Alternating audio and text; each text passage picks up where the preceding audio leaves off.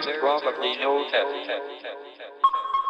Hey guys, what's going on? My name is Alex, here for TechFlow, and today I'm bringing you a tour of my setup loadout, what's on my desk right behind me. Now this is both for personally, like playing games and things like that, as well as a little bit of productivity here and there, trying to get things done. Now obviously we are in my home office at my house, so if you want me to take a stab at this same idea at my actual office setup in town, which is much more based around productivity, then let me know in the comments. And also if you see anything you like in this video, I'll try and provide a link to it down there below that like button. So with the intro out the way, let's get straight on with this desk tour.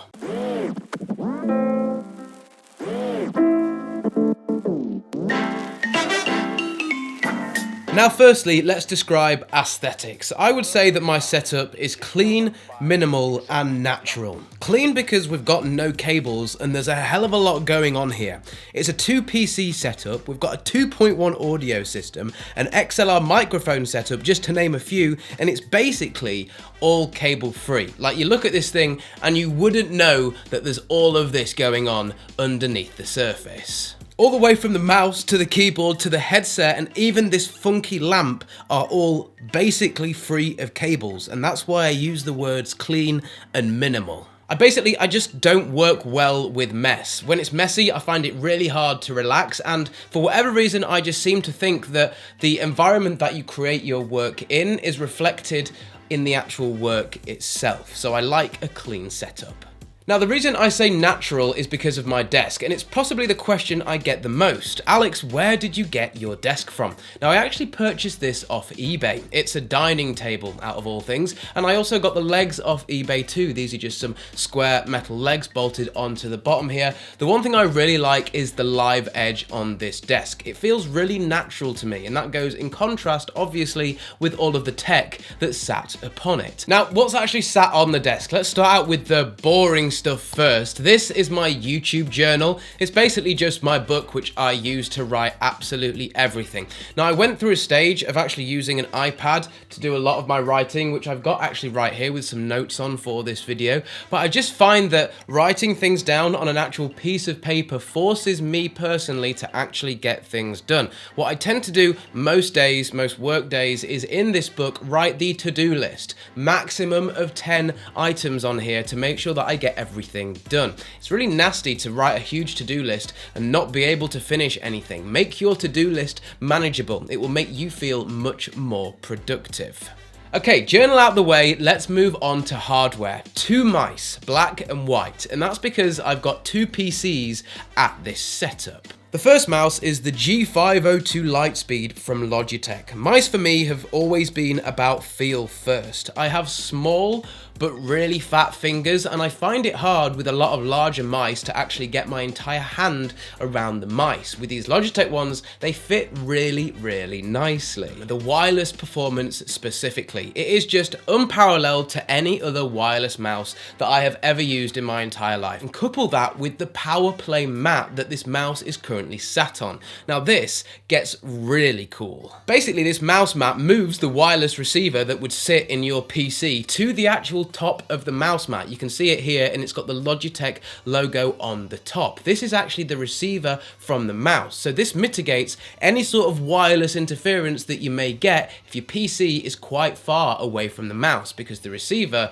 is literally within 10 centimeters at all times. But hold on a second, it gets better. The power play mat not only moves the receiver really, really close to the mouse, but the actual whole of the mouse mat itself is a wireless charging pad for the mouse. So what's the most annoying thing about a wireless mouse? It's probably that every so often you've got to put it on charge or replace the batteries. Not with this one, never have, never will have to. This thing is basically wireless performance and wireless feel without any of the problems that come along with having a wireless mouse. The second mouse is Logitech's Pro Series mouse, and this is in the limited edition white color. I'm not sure you can even buy this mouse in this color anymore. This was my main mouse before the G502 landed on my desk, and to be honest, again, same things. Great wireless performance, fits nicely in my hand. Obviously that's a really personal thing, and this mouse is only 80 grams, super light. Obviously this is the limited edition white color as well, so it's really cool having the two contrasting mice sat on the desk. Mouse setup, Love it. Now, whilst we're on the topic of input devices, let's move over to my keyboard. Again, this is from Logitech. It's the 10 keyless wireless mechanical board, and no, this isn't sponsored. I purchased this keyboard myself over a year ago, and I still absolutely love it. What do I love about it? The fact that it's wireless.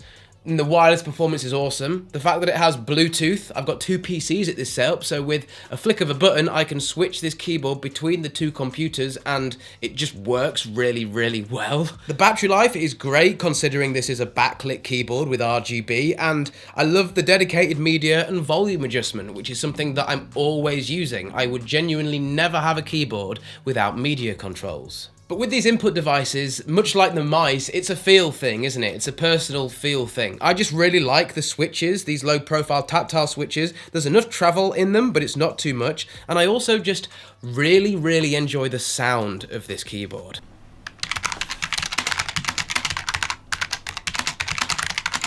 It's called the Logitech Lightspeed TK2, and to be honest with you, it's expensive, but I think I will be really, really hard pressed to find a keyboard to replace it anytime soon. Now, when it comes to audio, I have always been an Astro fanboy. I had the Astro A40s back from 2015 to 2020, and they died. I held onto them as long as I could. Now I've got the latest and greatest Astro A50s. They're definitely not the best headphones for sound quality, but the convenience is like no other, and it's not just because they're wireless. One thing I found with other wireless headphones is that I always would pick them up and I would have forgotten to charge them or turn them off. Now these headphones know when you put them down because they have a gyro sensor in them, so if they're not being used, they will turn themselves off by themselves. However, if you're just a normal person and remember to dock them every time, the dock charges the headphones. The other reason I really love these Astros as well is because of the I/O. So obviously on the base station, that's where you connect everything. You've got USB, so obviously that will plug straight into your computer to power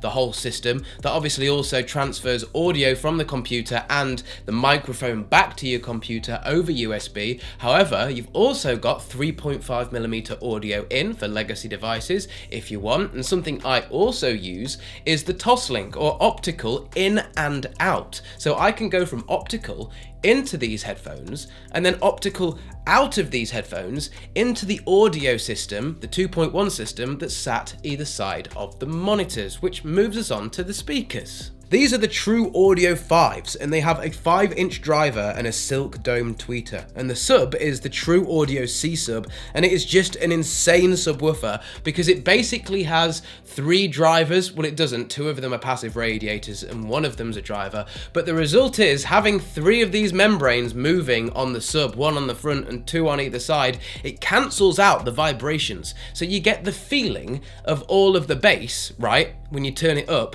except nothing is shaking because as the drivers move, they cancel out the vibrations. It's honestly, it sounds insane to say it, but you can feel the bass without the entire room shaking and things falling off the shelves. For a desk, if you've got a sub near it, you really need a sub with a passive radiator. That is what I'd recommend to you lot. The 3 speakers, so the 2 satellites and the sub, are connected to the Vessel A1 audio streamer. This is a really cool device. It allows you to plug anything into it via like 3.5mm or RCA or Toslink, like I've explained with my Astros, and it's also an audio streamer that connects to your Wi-Fi or to your network via Ethernet, and that allows you to do things like AirPlay 2, Spotify Connect, yada yada yada. You guys get the point. It's an audio streamer, so if I want to pick up my phone and stream music, I can, or it will also automatically play music out my computer should I start playing some. The setup works really, really well. Don't have to change anything on the computer. My headphones work, and so do my speakers because of that pass-through on the optical headphones on the back of the Astros. Really, really cool setup.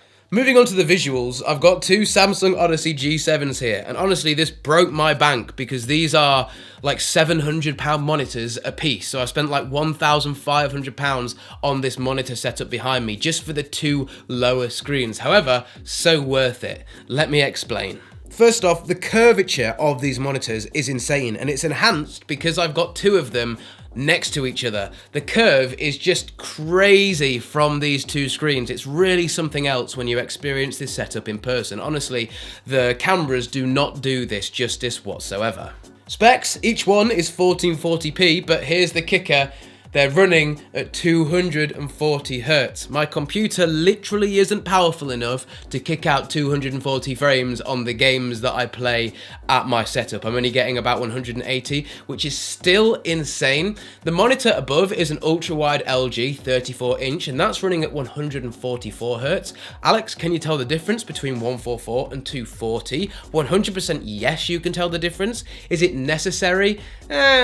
Not really. But the problem is really once you go with a high refresh rate setup, there really isn't any going back. Like I literally, after experiencing this, would not be able to use a monitor that is below 144. There's just no way. The screen above is the 34UC89G from LG, and it's a great monitor. It's obviously a gaming ultra wide, but it never really gets used for that. It's just for displaying obviously things that I need to display. That's why I've got 3 screens. And this behind me is definitely the best orientation I've found, because I can have 3 screens, so loads of space to work with. However, I'm not having to turn my neck to see either of the screens or all of the screens. I can just kind of look forward and everything is just here. Definitely the best setup with 2 screens and then 1 above. To the right hand side of the desk, this is my AirUp water bottle, and it's how I've been getting more water into my diet, and this thing really works. They've sponsored this video, which is great, and once you order it, it basically arrives with a bunch of flavours. You get the water bottle itself, and you basically fill the water bottle with water, obviously, and then you choose your flavour pod, and then that flavour pod will then fit around the actual mouthpiece of the water bottle. Now, the way the water bottle is designed, it actually has a plastic straw that runs down the middle, and that is part of its design. It actually makes a funny sound when you drink from it. You activate the flavour pod that you have chosen by lifting it up, and then the bottle moves air as you drink, and it makes you be able to taste the flavour pod that you have attached to the drink, but you're not actually tasting it. All you're doing is smelling it, basically tricking your body into thinking that you're drinking flavoured water when you're not drinking flavoured water at all. You're just drinking pure water. It really does work. They've got loads of flavours that you can choose from as well, so you can check them out on the website.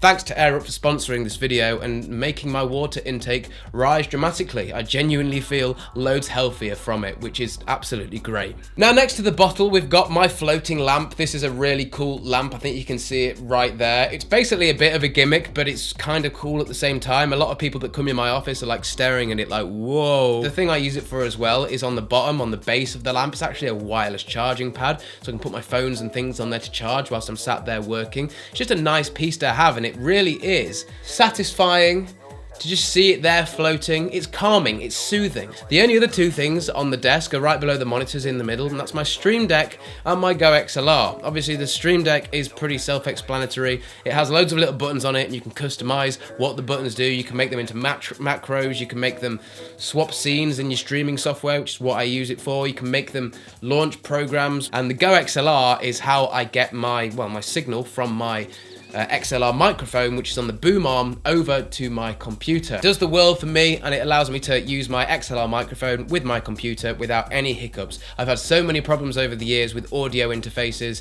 especially with Windows. They seem to work fine with Macs, but Windows is just like, I don't know, just never really works. But the Go XLR has been solid from the get-go, and I would 100% recommend it to anybody that's looking for a cool audio interface. I know people will ask about the PCs. This video really isn't about the PCs, and my PCs are also old. I'm rocking in my main PC a GTX 1080 water cooled, a 7th gen Core i7, 64 gigs of RAM. This is all due to be upgraded very soon, so stay tuned for that. But yeah, I hope you've enjoyed this little deep dive into my desk, into my loadout, into the things that I use on my desk on a day-to-day basis at home. If you did, guys, a like rating would mean the world to us guys here at TechFlow. We put a lot of work into these videos. And yeah, guys, for now, mine has been Alex. This has been TechFlow, and I'll see you in the next one. Peace.